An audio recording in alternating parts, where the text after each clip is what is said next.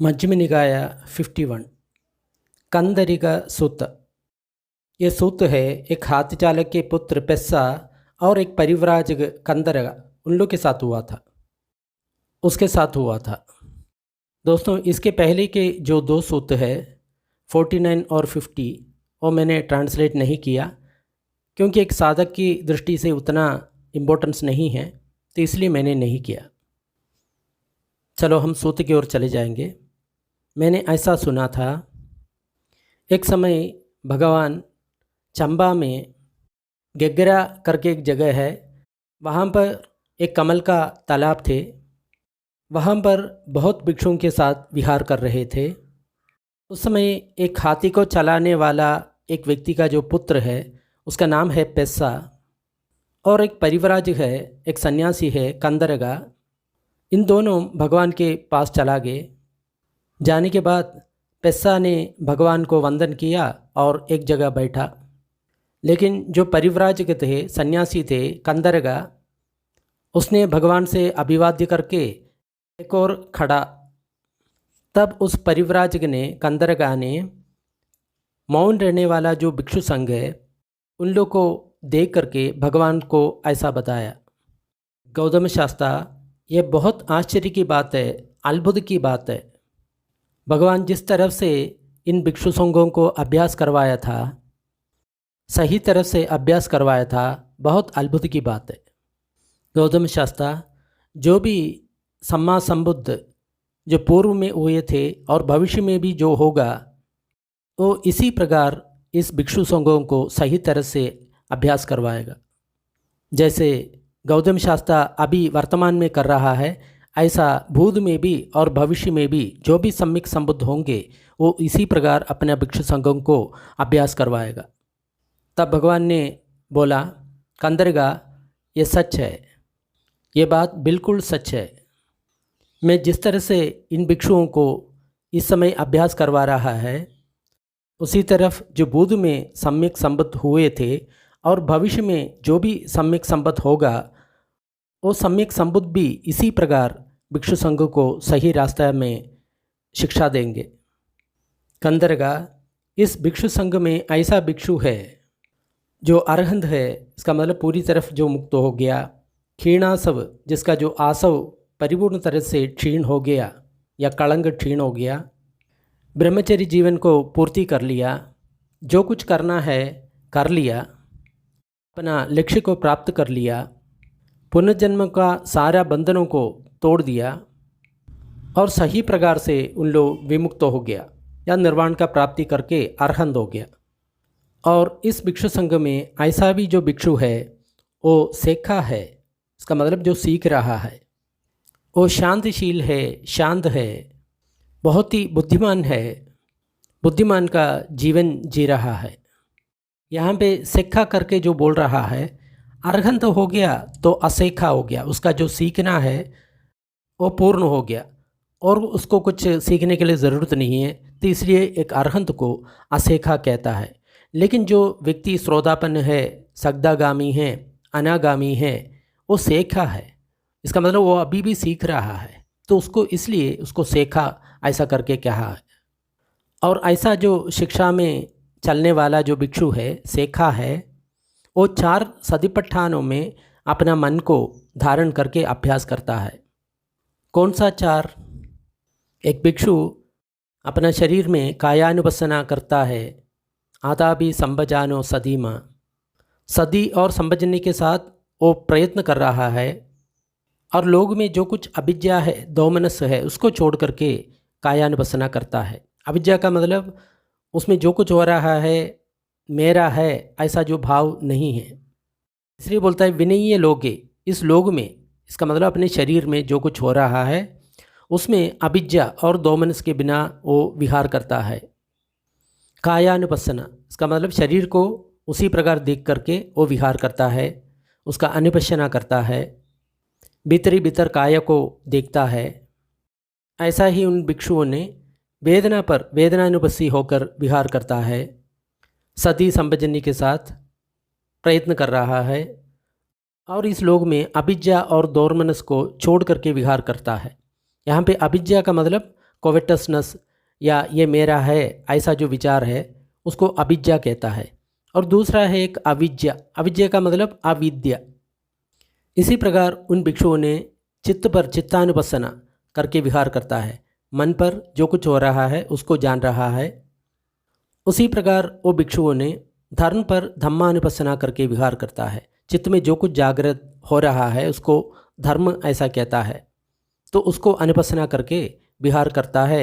आदाभी संभजानो सदीमा विनय्य लोगे अभिज्ञा दोमनस। इस श्लोक में सारा अभिज्ञा और दोमनस को ख़त्म करके ऐसा उसको 4 सतिपट्ठान कर रहा है। भगवान जब ऐसा बताया है, जो हाथी चालक का पुत्र है पेस्सा, उसने भगवान को ऐसा बताया था। हाथी चालक का मतलब जो हाथी को चलाने वाला, हाथी का परिपालन करता है, उसको चलाता है, उसके साथ रहता है, उसको हाथी चालक ऐसा कहता है। तो उसका पुत्र पेस्सा भगवान को इस प्रकार बताया, बंदे बहुत आश्चर्य है, बहुत ही अद्भुत है। भगवान ने जो 4 सतिपट्ठान को बहुत अच्छी तरफ से व्याख्यान किया है। ये जो सतिपट्ठान है प्राणियों को विशुद्ध करने वाला है और शोक और परिदेव को ख़त्म करने वाला है और दुख और दोर्मनस को भी ख़त्म करने वाला है और सही तरह जान करके निर्वाण को साक्षात्कार कराने वाला है। बंदे, जो गृहस्थ उपासक है वो श्वेत वस्त्र पहनता है, जैसा मैं भी इस 4 सतिपट्ठान को समय समय पर अभ्यास करता है। बंदे, हम भी कायानुपस्सी होकर के विहार करता है, परिश्रम करके सदी संपजन्य के साथ, और इस लोक में आसक्ति और दौर्मनस्य के बिना शरीर में शरीर का अनुपस्सना करके विहार करता है। काये कायानुपस्सी विहरति, वेदनासु वेदनानुपस्सी विहरति। जो कुछ संवेदना होता है उस संवेदना को देख करके विहार करता है। चित्ते चित्तानुपस्सिनो विहराम, चित्त में चित्त का अनुपस्सना करके विहार करता है। ऐसे ही धम्मेषु धम्मानुपस्सिनो विहराम, धर्म में धर्म का अनुपस्सना करके विहार करता है, बहुत प्रयत्न करके सदी संपजन्य के साथ। इस लोक में आसक्ति और दौर्मनस के बिना हम भी ऐसा 4 महासतिपट्ठान का समय समय पर अभ्यास करता है। बंदे, ये बहुत आश्चर्य की बात है, अद्भुत की बात है। यावंचिदम बंदे भगवा एवं मनुष्य गहने एवं मनुष्य कसडे एवं मनुष्य साठ्य वर्तमाने सत्तानम हिदाहिदम जानादि। हाथी चालक का पुत्र जो पेस्सा है वो ऐसा कहता है, भगवान ये जानता है, ये बहुत अद्भुत है कि जो मनुष्य है उसको समझना बहुत मुश्किल है। मनुष्य गहने, जो मनुष्य है वो नीच है। मनुष्य कसडे, मनुष्य साठ्य, ये जो मनुष्य है वो हमको वंचना करता है, ठगता है, मायावी है। तो ऐसा लोगों को कौन सा चीज़ सही है, ऐसा जो भगवान जानता है, वो बहुत अद्भुत की बात है। क्योंकि यहाँ पर ये पेस्सा ऐसा कह रहा है, जो मनुष्य है उसको समझना बहुत मुश्किल है। वो मनुष्य बहुत नीच आदमी है और मनुष्य हमेशा वंचना करता है, तो उन लोगों को समझना बहुत मुश्किल होता है। सामने एक होता है और भीतर कुछ और होता है और कुछ करता है। तो ऐसा करके वो पेस्सा ने भगवान को बोला। क्योंकि ये पेस्सा है वो हाथी चालक का पुत्र है, तो जानवर के साथ उसका अच्छा कनेक्शन है, तो जानवरों को भी अच्छी तरह जानता है और मनुष्यों को भी अच्छी तरह जानता है। तो इसलिए मनुष्य को ऐसा कहता है। मनुष्यों को समझना मुश्किल है, वो नीच है, वो ढकता है। गहना नेदम बंदे यदुदम मनुष्य, बंदे इस मनुष्यों को समझना बहुत मुश्किल है। उत्तान कन्हेदम बंदे यदुदम पशुओं, लेकिन जो पशु है, मृग है, उसको समझना बहुत आसान है।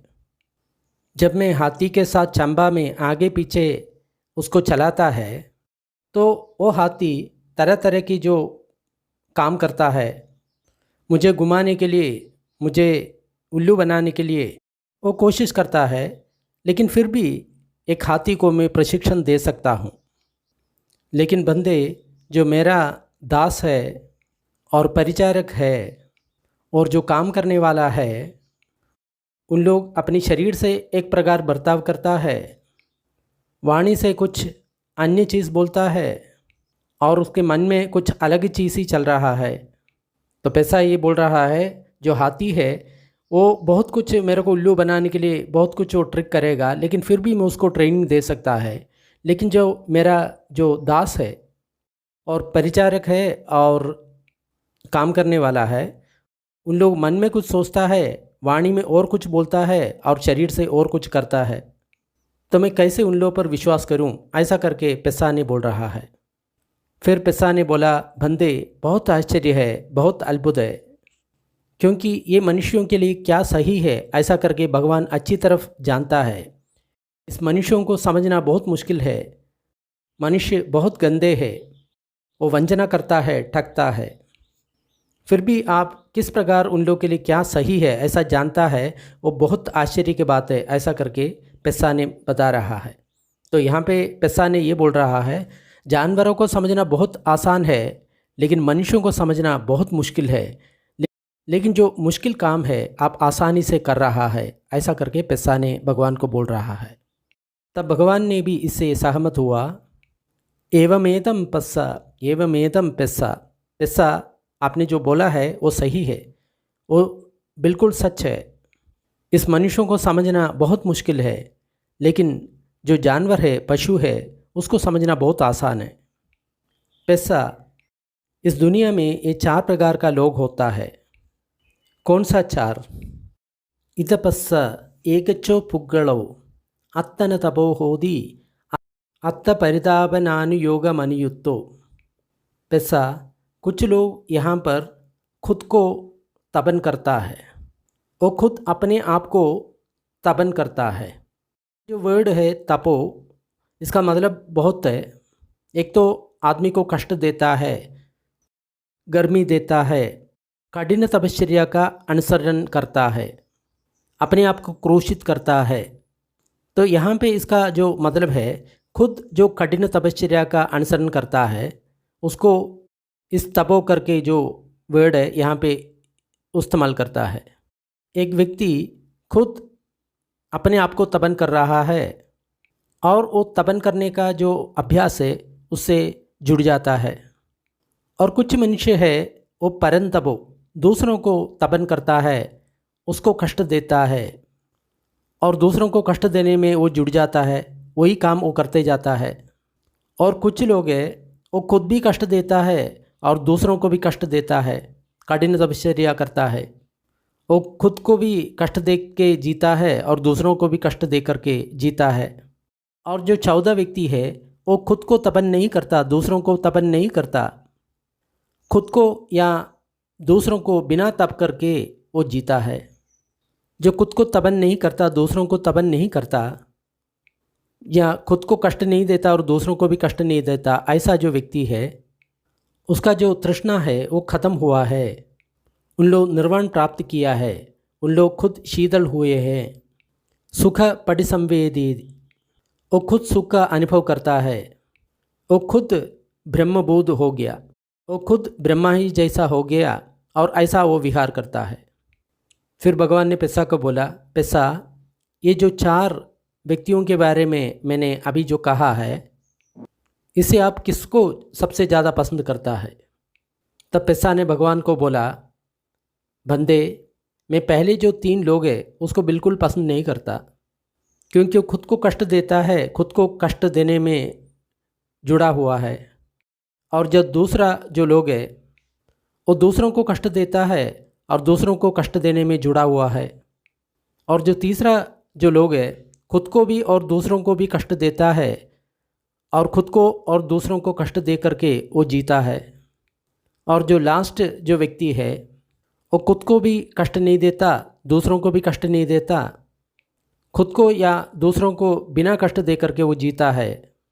वो धर्म को साक्षात कर करके, तृष्णा से विमुक्त होकर के, निर्वाण प्राप्त करके शीतल हुआ सुख का जीवन जी रहा है, खुद ही ब्रह्मा जैसे बन करके विहार कर रहा है।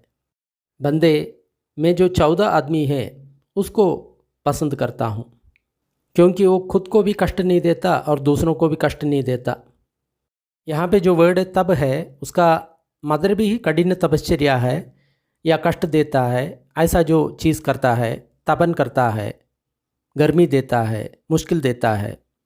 तब भगवान ने पेस्सा को पूछा, पेस्सा तुम पहले जो 3 आदमी को क्यों पसंद नहीं करते हैं? बंदे, जो पहला व्यक्ति है वो खुद सुखी रहना चाहता है, दुख से दूर रहना चाहता है, लेकिन फिर भी वो अपने आप को कष्ट देता है, इसलिए मैं उस व्यक्ति को पसंद नहीं करता। और जो दूसरा व्यक्ति है वो दूसरों को कष्ट देता है, लेकिन जो दूसरी लोग सुख से जीना चाहता है वो दुख नहीं भोगना चाहता, इसलिए मैं उस व्यक्ति को भी पसंद नहीं करता। और जो तीसरा व्यक्ति है खुद को भी कष्ट देता है और दूसरों को भी कष्ट देता है, लेकिन सचमुच ये दोनों सुख से जीना चाहता है, दुख से दूर रहना चाहता है, इसलिए उस व्यक्ति को भी मैंने पसंद नहीं करता। लेकिन जो 14 व्यक्ति है खुद को भी कष्ट नहीं देता और दूसरों को भी कष्ट नहीं देता, बिना तृष्णा से वो जी रहा है, निर्वाण का प्राप्त हुआ है, उसका जो भीतर शीतलता का अनुभव करता है, सुख परिसंवेदी जो अपने भीतर सुख का जो अनुभव करता है, ब्रह्म बोधेना और खुद ही ब्रह्म बन गया, ऐसा व्यक्ति खुद को भी कष्ट नहीं देता और दूसरों को भी कष्ट नहीं देता, क्योंकि खुद भी सुख से जीना चाहता है, दुख से दूर रहना चाहता है, और दूसरा लोग भी सुखी रहना चाहता है, दुख से दूर रहना चाहता है, इसलिए मैं इस व्यक्ति को पसंद करता हूँ।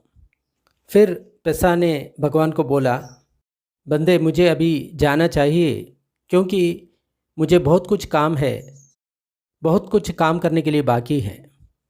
तब भगवान ने पेस्सा को बोला, पेस्सा तुम जो उचित समझे वो कर सकता है। फिर जो हाथी चालक का जो पुत्र है पेस्सा, उसने भगवान ने जो कुछ बोला उसको सहमत कर लिया। उसके बाद अपने आसन से उठा, भगवान को वंदन किया, भगवान को अपनी दाया तरफ रख करके उसने भगवान का 3 परिक्रमण किया, फिर वहाँ से चला गया। आज भी हम देखते हैं कोई भी मंदिर को प्रदक्षिणा करता है या कोई देवी देवता को प्रदक्षिण करता है, वो हमेशा घड़ीगार दिशा में ही करता है, क्लॉकवाइज में। जब हम ऐसा परिक्रमण करता है तो अपना जो दाहिने साइड है वो मंदिर की ओर रहेगा, वो एक बहुमान सूचक है। फिर जो हाथी चालक का पुत्र है वो जाने के बाद कुछ देर के बाद भगवान ने भिक्षुओं को आमंत्रित किया। भिक्षवे, जो हाथी चालक का जो पुत्र है पेस्सा है, बहुत पंडित है। जो हाथी चालक का जो पुत्र है पेस्सा है वो बहुत प्रज्ञावान है। अगर वो थोड़ी देर और मेरे सामने बैठा होता, इन 4 व्यक्तियों के बारे में विस्तारक पूर्व मैंने बताया होता, उसके कारण उसको बहुत फल प्राप्त होता। फिर भी भिक्षुओं, हाथी चालक का जो पुत्र पेस्सा ने बहुत कुछ उपलब्धि किया है। ये ऐसा भगवान क्यों बोलता है? क्योंकि पुराने समय में भगवान जब भी उपदेश देते थे तो बहुत बार ऐसा होता है कि वो उपदेश सुनने के तुरंत बाद उस व्यक्ति श्रोतापन्न होता है, सगदागामी होता है, अनागामी होता है, अरहंत होता है। क्योंकि भगवान का वाणी में उतना शक्ति है और उस साधक भी उतना परिपक्व है, तो जैसे ही धर्म का उपदेश दे दिया तुरंत उसको श्रोतापति या सगदागामी, अनागामी और अरहंत का फल मिलता था, तुरंत वो मुक्त हो जाता था। लेकिन ये जो काम है इस समय भी हो सकता है। आप भगवान को वचन को सुन रहा है और तुरंत आपको कुछ समझ में आ गया, आपके अंदर बहुत एक सुख का अनुभव हो गया, आपका प्रज्ञा चक्षु खुल गए, इसका मतलब आपको उस उपलब्धि का अनुभव हो गया है। वो आज भी हो सकता है, लेकिन बहुत श्रद्धापूर्वक उसको सुनना है और सही तरह से हम लोग अभ्यास करना है। तब जो भिक्षु संघ भगवान को बोल दिया, भगवान यही काल है, सुगदो यही काल है। इसका मतलब वो भिक्षु लोग ये चाहता है उस 4 आदमी के बारे में और विस्तारपूर्वक भगवान उपदेश दे, तो यही काल है, यही समय है भगवान, ऐसा करके उन भिक्षुओं ने प्रत्युत्तर दे दिया। कृपा करके भगवान ने इस 4 व्यक्तियों के बारे में विस्तार पूर्वक कहें, तो जैसे कहा है हम उसी को उसी प्रकार याद करेंगे। तब भगवान ने बोला, ऐसा है तो ठीक है भिक्षुओं, मैं बता रहा हूँ, आप बहुत श्रद्धा से उसको सुने। जब भी भगवान बोलता है बहुत श्रद्धा से आप सुने, ये बहुत इम्पोर्टेंट है, क्योंकि कुछ ऐसा बात जो भगवान बोलने जा रहा है उसको सुनते ही हमारा भी कल्याण हो सकता है। तो इसलिए जो कुछ भगवान बोलता है बहुत श्रद्धा से हमको सुनना चाहिए। जी बंदे, ऐसा करके उन भिक्षुओं ने प्रत्युत्तर दे दिया। भगवान इस प्रकार बताया, भिक्षुओं, किस प्रकार एक व्यक्ति खुद को कष्ट देता है, खुद को कष्ट देने में जुड़ जाता है। अत्यंत तपो, खुद को तपन करता है, खुद को बहुत कठिन तपश्चर्या करता है, खुद को कष्ट देता है, ऐसा बहुत कुछ अर्थ है तपन का। तो पुराने समय में लोग ऐसा तपश्चर्या करते थे, बहुत कष्ट देने वाला, तो खुद को बहुत कष्ट देता है, लेकिन उन लोगों को मुक्ति नहीं मिलता। भगवान जैसे बहुत कष्ट 6 साल तक किया, खाना छोड़ दिया, उपवास किया, बहुत तरह की जो साधना है, कष्ट देने वाला साधना है, वो किया। फिर भगवान ने बोला, कुछ व्यक्ति नंगा चलता है, समुदाय का आचारों को नहीं मानता, अपने हाथ को चाटता है, रुकने के लिए और आने के लिए कहेगा तो वो नहीं सुनता है, उन लोगों के लिए जो खाना देता है वो नहीं खाता है, उसके लिए खाना बनाता है तब भी वो नहीं खाता है, अगर कोई उसको खाना के लिए आमंत्रण देता है तब भी वो नहीं चले जाता है, उन लोग घड़ा या पात्र से कुछ नहीं लेता है, और कोई भेड़ को अपने पास रख देता है, नहीं तो कोई छत्र, नहीं तो कोई कुल्हाड़ी अपने पास रख देता है, वहाँ से कुछ नहीं लेता। कोई दंपति वहाँ पे खाना खा रहा है, नहीं तो गर्भवती महिला है, नहीं तो एक बच्चों को दूध पिलाने वाली महिला है, नहीं तो उस महिला के भवन में एक व्यक्ति है, वहाँ से कुछ नहीं लेता। जिस जगह में कुत्ता खड़ा है, नहीं तो मच्छियाँ उड़ रहा है, वहाँ से भी वो कुछ नहीं लेता। वो मच्छी नहीं खाता, मीट नहीं खाता, दारू नहीं पीता, वाइन नहीं पीता, बीयर भी नहीं पीता। वो दिन में 1 कटोरी खाना खाता है, दिन में 2 कटोरी खाना खाता है, ऐसा 7 कटोरी खाना एक दिन में खाता है। वो दिन में 1 बार खाता है, 2 दिन में 1 बार खाता है, 7 दिन में 1 बार खाता है, और 14 दिन में 1 बार खाता है। इसी प्रकार कुछ अंतराल के बाद खाना खाने का एक व्रत उन लोग पालन करता है। उन लोग औषधि को खाता है, मिलेट खाता है, जंगली चावल खाता है, सादा चावल खाता है, पानी में जो बढ़ने वाला चीज़ उसको खाता है, चावल का छिलका खाता है, चावल का जो उबालने के बाद जो पानी होता है वो पीता है, तिल का आटे को खाता है, ग्रास को खाता है, गोबर को खाता है, वन में जो वृक्ष है उसको मूल खाता है, उसका जो फल खाता है, और जो कुछ फल गिर जाता है वो खा जाता है। ये बहुत आश्चर्य की बात है। एक बार भगवान ने ये बताया कि बहुत समय बीतने के बाद लोग ये मिलेट खाने लगेंगे। एक सूत में ऐसा कहा था, क्योंकि उस समय मिलेट लोग खाते नहीं थे, अच्छा चावल ही उन लोग खाते थे।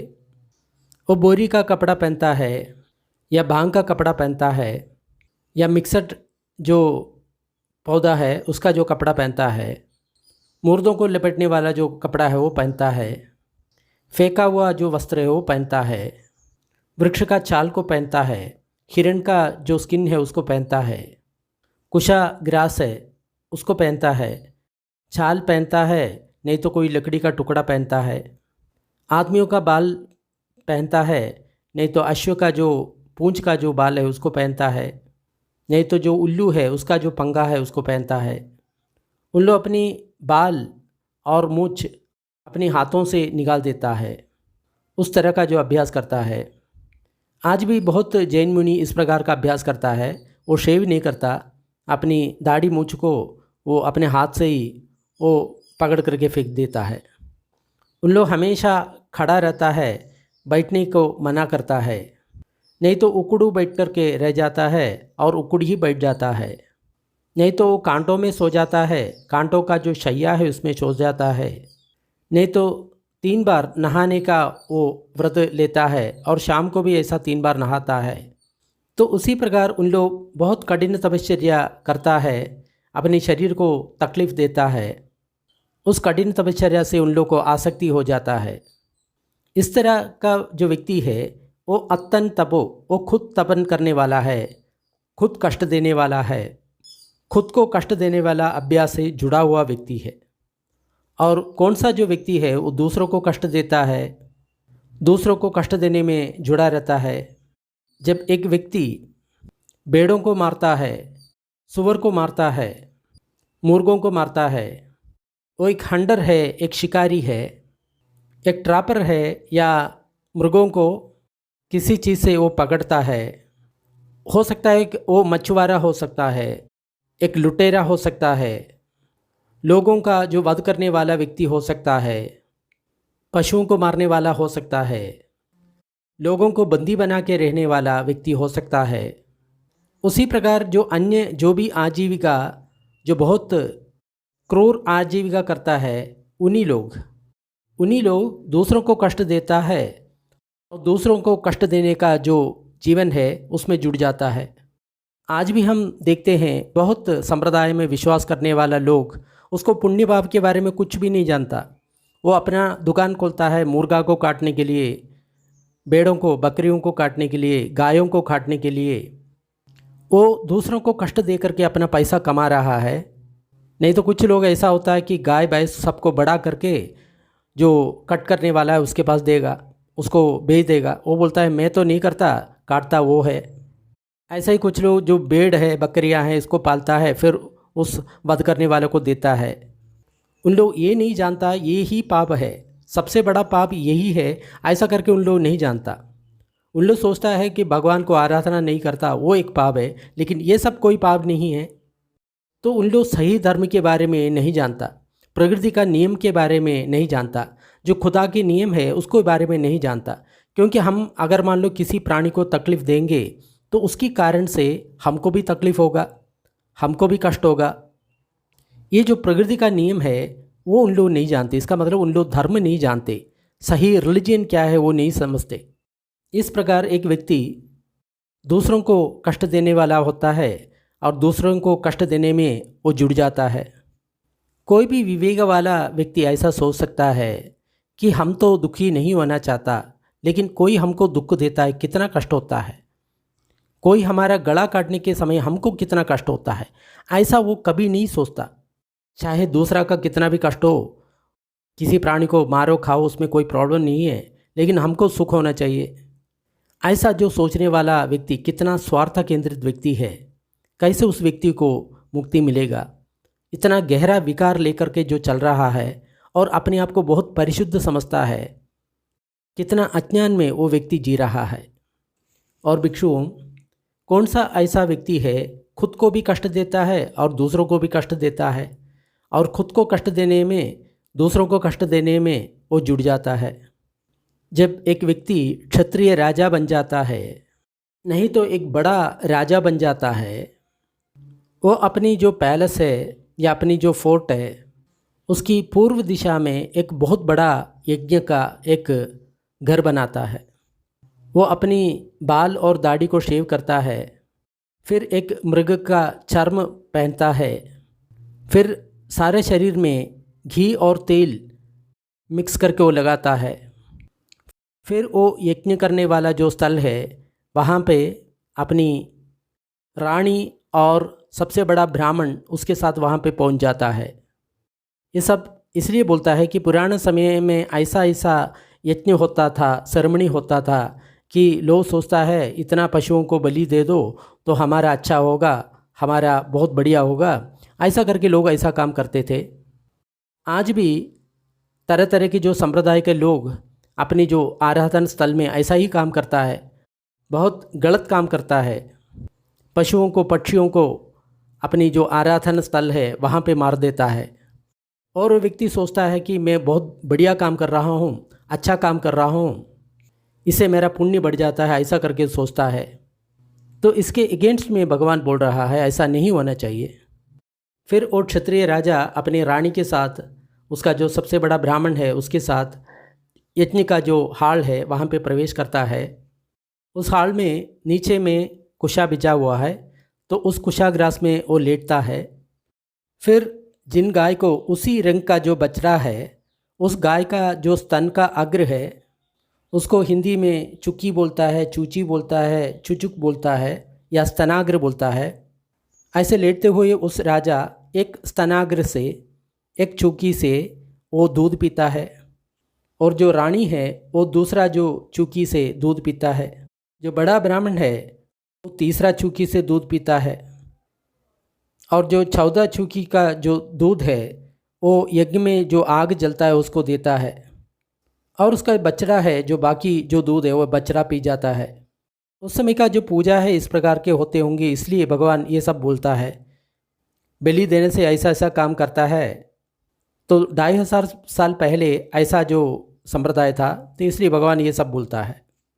फिर वो राजा इस प्रकार आज्ञा देता है, यज्ञ के लिए इतना सांडों को मारो, इतना छोटा सांडों को मारो, इतना मादा गाय को मारो, इतना बकरों को मारो, इतना अश्वों को मारो, और इस यज्ञ के लिए इतना जो वृक्षों को काटो और इतना ग्रास को इकट्ठा करो। फिर वो राजा का जो दास है, उसका जो नौकर है, जो काम करने वाला है, राजा का दंड से भयभीत हो करके या राजा से भयभीत हो करके या उसका शिक्षा है उससे भयभीत हो करके बहुत रोते हुए अश्रुपूर्ण मुँह से वो सारा जो काम है उसने जो बोला है वो सारा कर लेता है। लोग सांडों को, पशुओं को या बकरों को उसको सब मारना नहीं चाहता, लेकिन क्या करे, राजा ने बोला है तो ये सब कुछ उन लोग करता है, रोते रोते करता है, राजा से भयभीत करके करता है। ये ऐसा व्यक्ति है जो खुद को भी कष्ट देता है और दूसरों को भी कष्ट देता है। खुद को कष्ट देने में वो जुड़ जाता है और दूसरों को भी कष्ट देने में वो जुड़ जाता है। ऐसा लोग आजकल हर संप्रदाय में मिलता है। संप्रदाय का मुखिया कहने वाला वो ऐसा गलत डिसीजन लेता है और खुद वो गलत काम करता है और दूसरों को भी गलत काम करवा देता है। तो ऐसा व्यक्ति बहुत अपुण्य कमाता है। वो राजा खुद इस बकरों को या गाय को नहीं मारता, वो दूसरों को आदेश देता है इसको मारो, तो उसका पाप है उसी व्यक्ति को चले जाता है जो आदेश देता है। हम इसका कंपैरिजन दूसरी तरह से भी कर सकता है। एक व्यक्ति है वो कोई प्राणियों को नहीं मारता, लेकिन होटल में जाकर के वो ऑर्डर देता है, मेरे को बीफ दे दो, मेरे को चिकन दे दो, तो उसके लिए उन लोगों को जो काम करना ही पड़ता है, जो गंदा काम है वो कर ही लेता है। जो करने वाला व्यक्ति भी, जो कराने वाला व्यक्ति भी, वो परोसने वाला जो व्यक्ति भी, जो उसको पाक करता है, कुक है, वो भी उस पाप कर्म में भागी होता है। इस प्रकार एक व्यक्ति खुद को भी कष्ट देता है और दूसरों को भी कष्ट देने में जुड़ जाता है, और दोनों को वो कष्ट देने में वो जुड़ जाता है। और भिक्षुओं, किस प्रकार एक भिक्षु खुद को कष्ट नहीं देता, दूसरों को कष्ट नहीं देता, खुद को या दूसरों को कष्ट देते बिना वो जीता है, उसका तृष्णा नहीं है, निर्वाण का प्राप्ति कर लेता है, अंदर शांति होता है, सुखपटि संवेदी, अंदर जो सुख का जो अनुभव करता है, खुद ब्रह्मबोधेन, खुद जो ब्रह्मा बन जाता है। ऐसा व्यक्ति कौन है? भिक्खवे, जब एक तथागत लोग में उत्पन्न होता है, वो अरहंत है, सम्मा संबुद्ध है, विद्या और आचरण में संपन्न है, परिशुद्ध है, सारे लोगों को जानता है, जो शिक्षा लेना चाहता है उसको अच्छा शिक्षा देता है या उसको अच्छी सिखाता है, मनुष्य और देवा का जो शास्ता है, बुद्ध है, भगवान है, वो अपने भीतर इस लोक को, इसमें जो भी मार है, ब्राह्मण है, देव है, ब्रह्मा है, श्रमण ब्राह्मण है, देव और मनुष्य है, और अन्य जो भी जो मनुष्य है, वो धर्म वो दूसरों को बताता है। जो खुद अनुभव किया वो जो धर्म है वो दूसरों को भी बताता है। वो ऐसा धर्म को सिखाता है जो आदि में अच्छा है, मध्य में भी कल्याणकारी है और अंत में भी कल्याणकारी है, अर्थवत वाला है, अच्छी तरह बताया हुआ धर्म है। ऐसा केवल परिपूर्ण, केवल परिशुद्ध ब्रह्मचर्य के बाद तथागत भगवान लोगों को सिखाता है।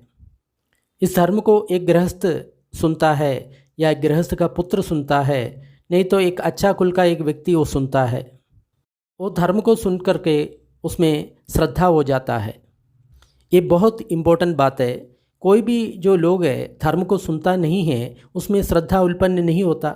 श्रद्धा उत्पन्न नहीं होता, वो काम नहीं करता।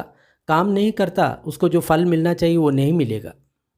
तो इसलिए श्रद्धा बहुत आवश्यक बात है कि भगवान की वाणी में हमारा श्रद्धा हो, बहुत श्रद्धा से हम सुनता है तो आगे का काम सरल हो जाता है, क्योंकि श्रद्धा एक बल है। अपना जो 5 इंद्रिय या 5 बल बोलता है, उसका सबसे पहला जो बल है या इंद्रिय है वो श्रद्धा है। इसलिए सुनने के बाद उनमें श्रद्धा उत्पन्न होता है। फिर उन लोग इस प्रकार सोचता है, गृहस्थ जीवन बहुत बाधा वाला है, कष्ट वाला है, बहुत कलंकित वाला है। लेकिन जो प्रवज्ञा का जो जीवन है, संन्यास जीवन है, वो खुला है। कोई गृहस्थ जीवन में जी रहा है तो संघ के समान जो परिशुद्ध ब्रह्मचर्य का जो जीवन जीना उसके लिए बहुत मुश्किल हो जाता है। क्यों ना मैं अपनी बाल और दाढ़ी उसको शेव करके, काषाय वस्त्र धारण करके, गृहस्थ जीवन छोड़ करके सन्यासी क्यों नहीं बन जाऊं। कुछ समय के बाद उन लोग अपना थोड़ा या बड़ा जो संपाद्य है उसको छोड़ करके, छोटा या बड़ा परिवार को छोड़ करके, बाल और दाढ़ी उन लोग कट करके, काषाय वस्त्र धारण करके गृहस्थ जीवन छोड़ करके सन्यासी बन जाता है। सन्यासी बनने के बाद जो श्रमणों का जो भी शिक्षा है, ट्रेनिंग है, और जो भी आजीविका है या जीने का जो उपाधि है वो अपनाता है। वो कोई भी प्राणियों को नहीं मारता, डंडा या शस्त्र को छोड़ देता है। वो बहुत दयालु है, प्राणियों के प्रति उसके मन में बहुत दया है। उन लोग चोरी नहीं करता, उन लोग को जो कुछ देता है वही उन लोग लेता है, जो कुछ देता है वही उन लोग आशा करता है। बिना चोरी करके अपने आप वो परिशुद्ध रहता है। वो व्यभिचार नहीं करता, वो ब्रह्मचर्य का पालन करता है। वो मैथुन धर्म को छोड़ देता है। वो झूठ नहीं बोलता, वो सत्य ही बोलता है, सत्य के साथ ही वो जुड़ जाता है। वो बहुत सत्यसंध है, उसको विश्वास कर सकता है। अपने बातों से लोगों को ठगता नहीं है। वो चुगली का बात नहीं करता, एक जगह में जो सुना है वो दूसरी जगह में जाकर के नहीं बोलता। इसके कारण जो प्यार में रहता है उसका जो रिश्ता है वो नहीं तोड़ता। इसके विपरीत जो अलग अलग रहता है उसको जोड़ता है। वो ऐक्य को सपोर्ट करता है, ऐक्य में वो आनंद लेता है, ऐक्य को वो प्यार करता है। वो ऐसा ही बात बोलता है जिससे जो ऐक्य बढ़े। वो कड़वजन नहीं बोलता, बहुत मधुर शब्द से वो बात करता है जो कान को बहुत प्रिय है, हृदय में स्पर्श कर लेता है। बहुत मर्यादापूर्ण बात जो दूसरे लोग पसंद करता है उसका अनुकूल है। उन लोग मिथ्या भाषण नहीं बोलता, उन लोग समय पर बात करता है, सत्य ही बात करता है। जो कुछ बात करता है वो अर्थवत है। वो जो बात करता है धर्म विनय के अनुसार ही होता है। धर्म का मतलब भगवान का जो उपदेश है उसको धर्म कहता है। विनय का मतलब जो उसका जो रूल्स है उस रूल्स को विनय कहता है। वो सही समय पर बात करता है। वो जो बात है बहुत कीमती है, अर्थवत है, संक्षिप्त है और दूसरों के लिए उपकार वाला बात होगा। वो पौधों को और बीजों को वो नुकसान नहीं पहुंचाता। एक भिक्षु के बारे में बताया है, एक भिक्षु कभी पौधों को नुकसान नहीं पहुंचाता और उसका बीज है उसको भी नुकसान नहीं पहुंचाता। वो दिन में एक बार खाता है, रात में नहीं खाना खाता, और जो गलत समय है उस समय भी वो खाना नहीं खाता। वो मेला नहीं देखता, नाचता नहीं है, गाता नहीं है, वो वादन भी नहीं करता, नहीं तो ड्रमिंग भी नहीं करता। वो फूलों से या सुगंध से अपने आप को मेकअप नहीं करता, अपने आप को सुंदर नहीं बनाता। वो बहुत ऊंचा शयन जो बहुत कीमती है, ऐसा जो शयन है उसको अवॉइड करता है। वो सोना या चांदी या धन वो लेता नहीं है। वो कच्चा धान्य लेता नहीं है, कच्चा मांस लेता नहीं है।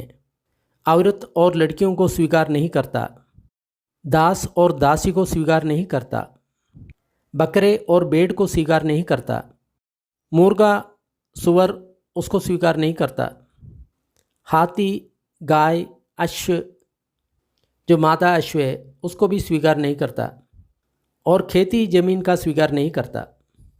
वो दूधों का काम नहीं करता, एक का जो मैसेज है दूसरों को नहीं देता। वो क्रय विक्रय का काम नहीं करता, नहीं तो बिजनेस नहीं करता। एक जगह से लेकर के दूसरी जगह में भेजना वो काम वो नहीं करता। जो तोलने के लिए जो भार होता है उसका जो लोहा होता है, तोलने में जो कुछ अन्य वस्तु यूज़ करता है उसको हेरा फेरी नहीं करता उसमें। इसका मतलब जो कुछ वो देता है सही माप क्वालिटी में देता है, कोई उसमें छेड़छाड़ नहीं करता, ऐसा बोलता है। वो रिश्वत नहीं लेता, चीटिंग नहीं करता, दूसरों को ढकता नहीं है, नकली माल देता नहीं है। वो दूसरों का अंग विच्छेदन नहीं करता, उसको वध नहीं करता, वो किसी को बंदी नहीं बनाता, वो लूटता नहीं है और लोगों का चोरी भी नहीं करता। शरीर के लिए जो कुछ वस्त्र है उससे तृप्त है और पेट के लिए भिक्षान्न से तृप्त है। जहाँ पे भी उन लोग जाता है ये दो ही चीज़ उन लोग लेता है। उन लोग पक्षियों की तरफ है, जहाँ पे भी वो उड़ता है अपना दो पंख है वही उसका भार है। इसी प्रकार एक भिक्षु अपने शरीर को ढकने के लिए चीवर और अपने पेट के लिए भिक्षान्न, इससे तृप्त है। जहाँ पे भी उन लोग चले जाता है वो दो ही चीज़ उन लोग लेता है। सो इमिना शीलखंदेन समन्यागदो अज्जतम अनवज्य सुखम पटिसंवेदीति। जब उन भिक्षुओं के पास इस प्रकार की आर्य जो शील का जो स्कंद है, शीलों का जो समूह है, इन सारे शीलों को पालन करता है, उसके भीतर एक बहुत बढ़िया एक सुख अनुभव होता है। उसको अनवज्य सुखम ऐसा कहता है। इसका मतलब ये सुख को कोई ब्लेम नहीं कर पाएगा, ये गलत तरह का सुख है। क्योंकि जब एक व्यक्ति ऐसा शील से जीता है तो अपने आप उसका मन का जो मैल है वो नष्ट हो जाता है, तो अपने भीतर एक सुख का अनुभव करता है। तो इतना देर वो शीलों को पालन किया, अभी वो इंद्रिय संवर या इंद्रियों को नियंत्रण करने का अभ्यास कर रहा है। किस तरह से एक भिक्षु अपनी जो आध्यात्मिक जीवन में किस प्रकार जी रहा है उसके बारे में भगवान बोलता है। तो सबसे पहले ये सारा शील वो अपनाता है, फिर उसके बाद अपनी इंद्रियों को नियंत्रण करने का जो काम है वो करता है। सो चक्षुणा रूपम दिस्वा न निमित्त गाही होती न अनुव्यंजन गाही। चक्षु से कोई रूप उन लोग देखता है, उस रूप को वो ग्रहण नहीं करता, उसके बारे में सोचता नहीं, क्योंकि उस चक्षुंद्रियों को हमने संवर नहीं किया।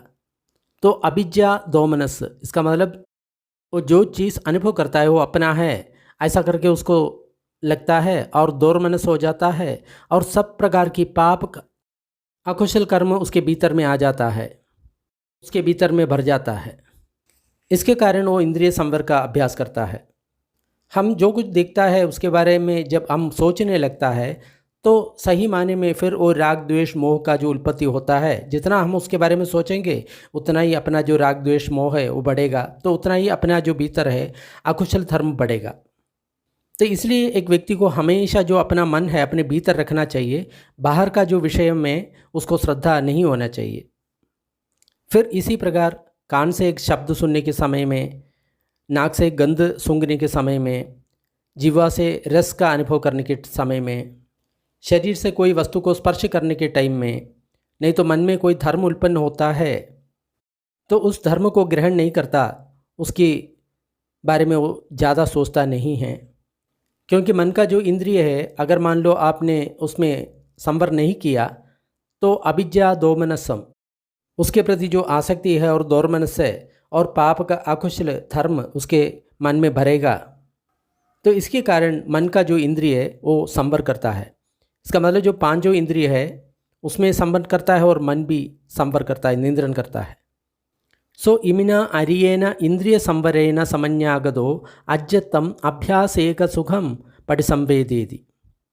तो इस प्रकार की जो आर्य इंद्रिय संवर का जो अभ्यास करता है उसके जो भीतर में एक अभ्यास एक सुखम, उस अभ्यास से एक सुख उसके अंदर उत्पन्न होता है।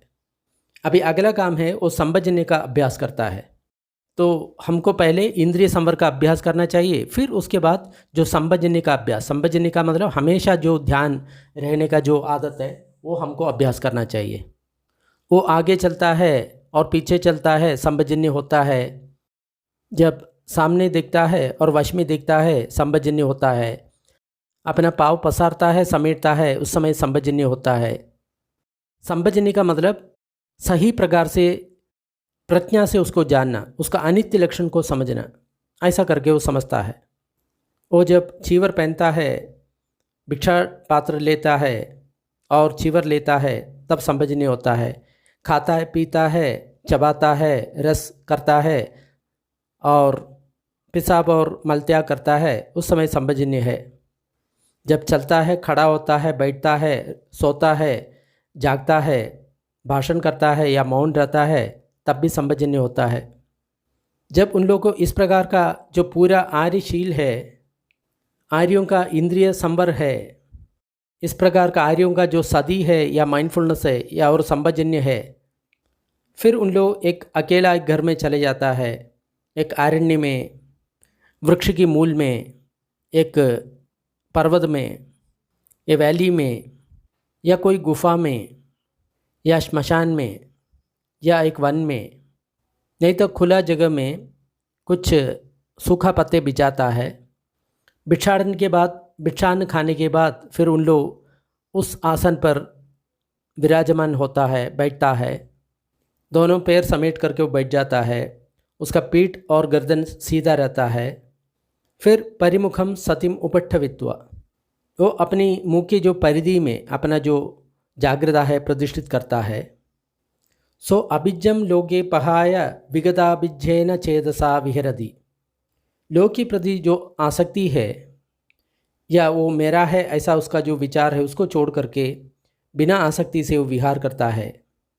अभिज्ञाय चित्तम परिशोधयति, अपने चित्त से जो अभिज्ञा है वो निकालता है। अभी वो पांचों निवरण को त्याग करने का अभ्यास कर रहा है। यहाँ पे अभिज्ञा और राग दोनों एक ही शब्द का इस्तेमाल किया है। फिर उन लोग व्यापाद को छोड़ करके बिना व्यापाद से रहता है। उसके लिए वो क्या करता है, उसका जो विपरीत भावना है अपने भीतर लेके आता है।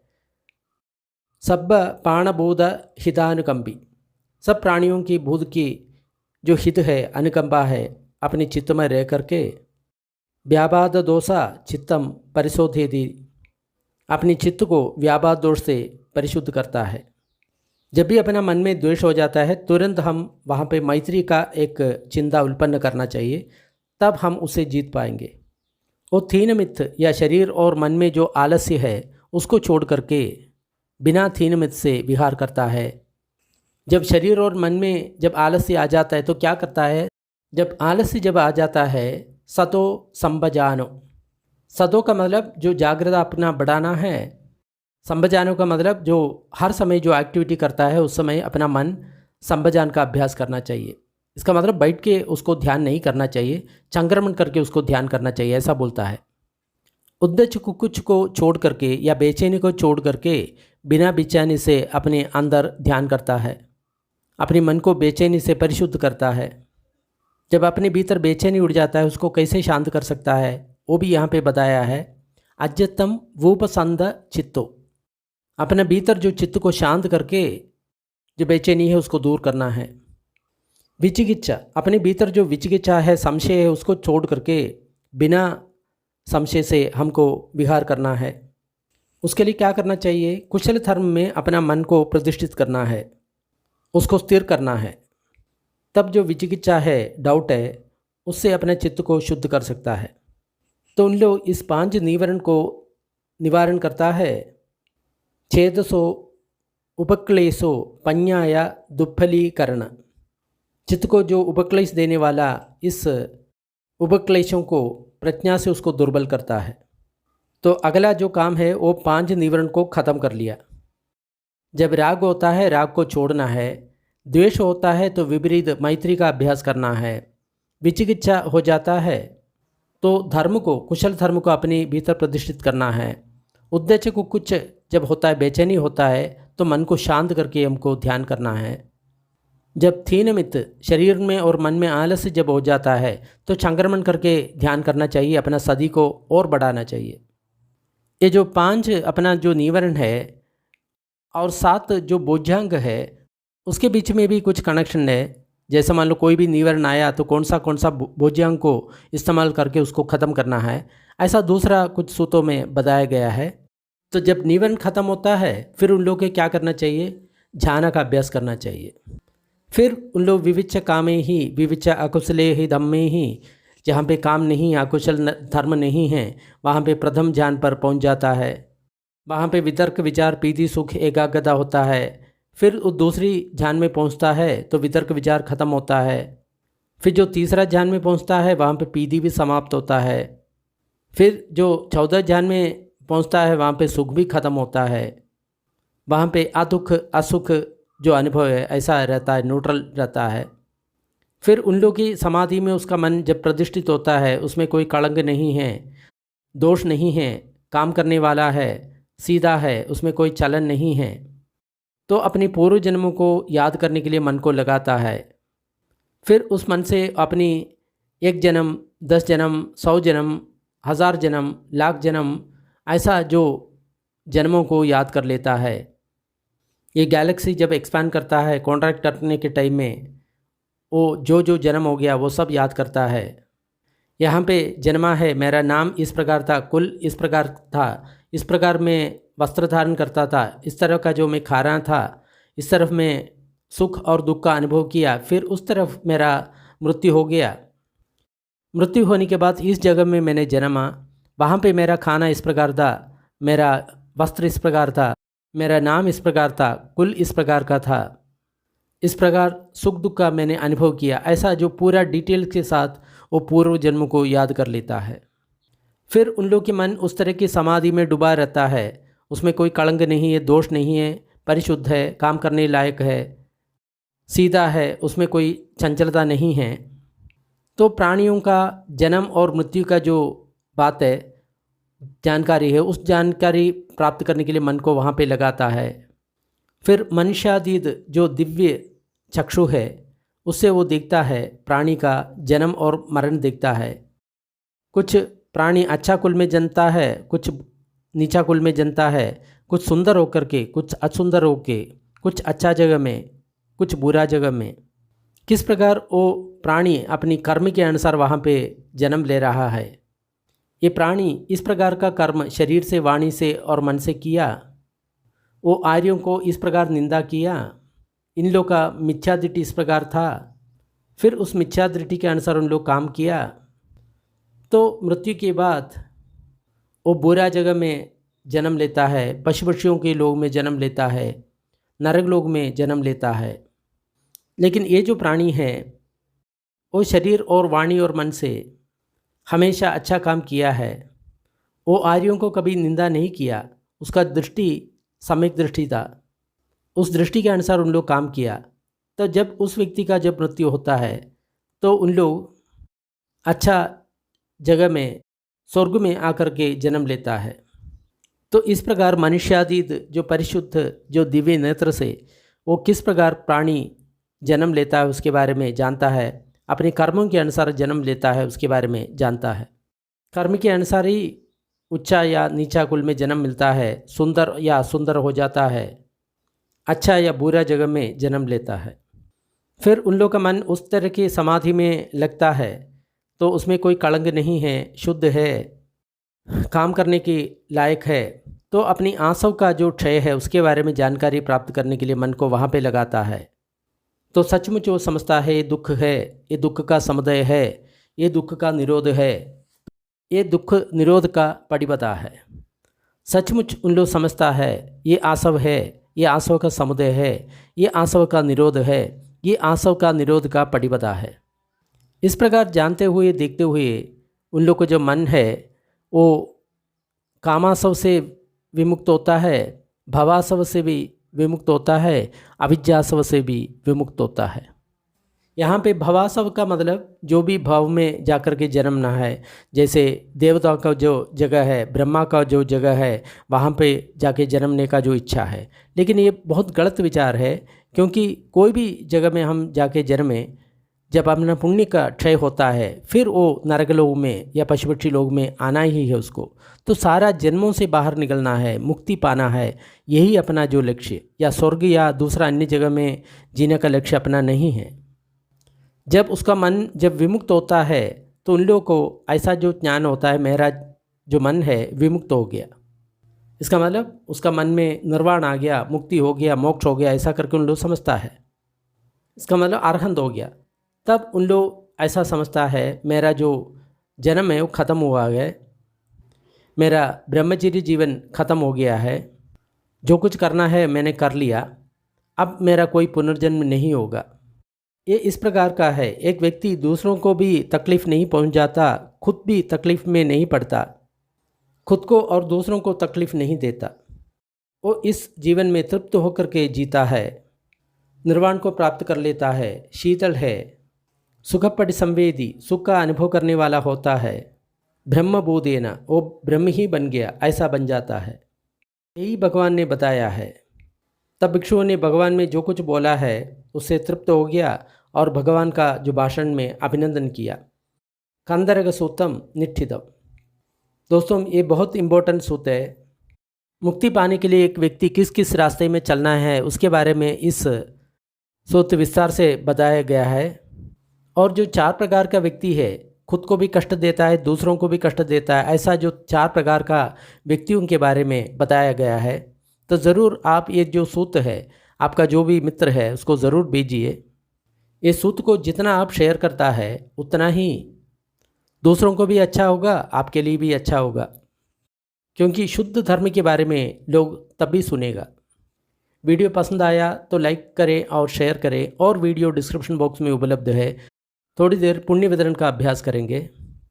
सारे दुखियारे प्राणी दुख विमुक्त हो, सारे भयभीत प्राणी भय विमुक्त हो, सब प्राणियों को मुक्ति मिले, हमारा इस पुण्य कर्म में सब भागीदार हो, इससे सब प्राणियों को सुख शांति मिले। धरती जल और गगन के सारे प्राणी, अधोलोक, मनुष्य लोक, 6 देवलोक, 16 रूप ब्रह्मलोक, 4 अरूप ब्रह्मलोक के सारे प्राणी इस पुण्य में भागीदार हो। सभी देवता और ब्रह्मा बुद्ध शासन का रक्षा करे। साधु साधु साधु।